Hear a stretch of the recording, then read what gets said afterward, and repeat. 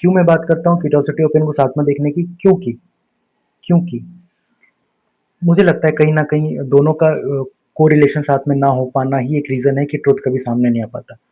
कि सच अगर सामने नहीं आ पा रहा है हमारे, तो यही रीज़न है कि हमारी क्यूरियोसिटी ईज़ी टाइम में ज़िंदा रहती है पर मुश्किल टाइम में चली जाती है ना?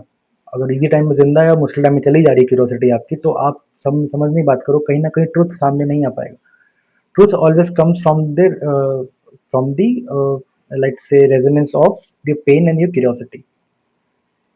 When you are going through pain, always be curious, always understand what is happening, what has been wrong this time, and this time what was fundamentally wrong with you, you need to find. आप ऐसे खुद को blame करके मत जाया कर, खुद को ब्लेम कर दिया, सामने वाले ब्लेम कर दिया, किसी को नहीं, ना खुद को ब्लेम करना है ना सामने वाले को ब्लेम करना है।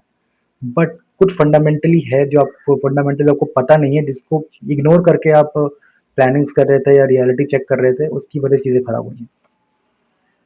And that psychological reality will come out if you try to some time push it on some level.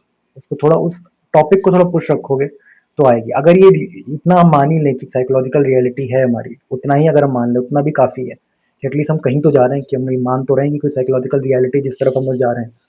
अगर हम वो भी नहीं मानेंगे कि साइकोलॉजिकल रियलिटी है कि नहीं है, तब भी दिक्कत है, तब भी बहुत बड़ी प्रॉब्लम है। अगर हम कोई साइकोलॉजिकल रियलिटी बिना माने चले जा रहे हैं, तो अगर हम सच ऐसे वहीं पर अगर हम रिजिड हो जाते हैं टाइम के साथ, टाइम के अगर हम रिजिड हो जाते हैं, तो हम बहुत दूर हो जाते हैं उन सब चीज़ों से। फिर हम, क्योंकि लाइफ कहीं ना कहीं हमें ज़ीरो पे ले जाने की कोशिश करती है।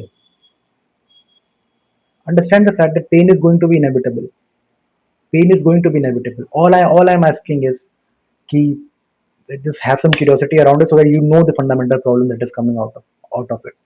If you know the fundamental problem, then you can at least save yourself from the future problems, because you will know the pattern. Then the pattern will come out on some level. It will be easy to discipline yourself, it will be easy to work on yourself, it will be easy to talk to people, it will be easy to have a conversation on in any way you can have a conversation, you can start a conversation. Most of the problems will go away if you can expand a topic. और topic तभी expand करेगा जब वो सच के आधार पे बनेगा। अगर झूठ पे आधार पे बनेगा तो टॉपिक कभी एक्सपैंड नहीं करता, वो कहीं ना कहीं कॉन्ट्रैक्ट करके खत्म हो जाता है, क्योंकि कोई सोल्यूशन नहीं निकलता, बस निगेटिव बातें होती हैं। ओके, चलो बाय।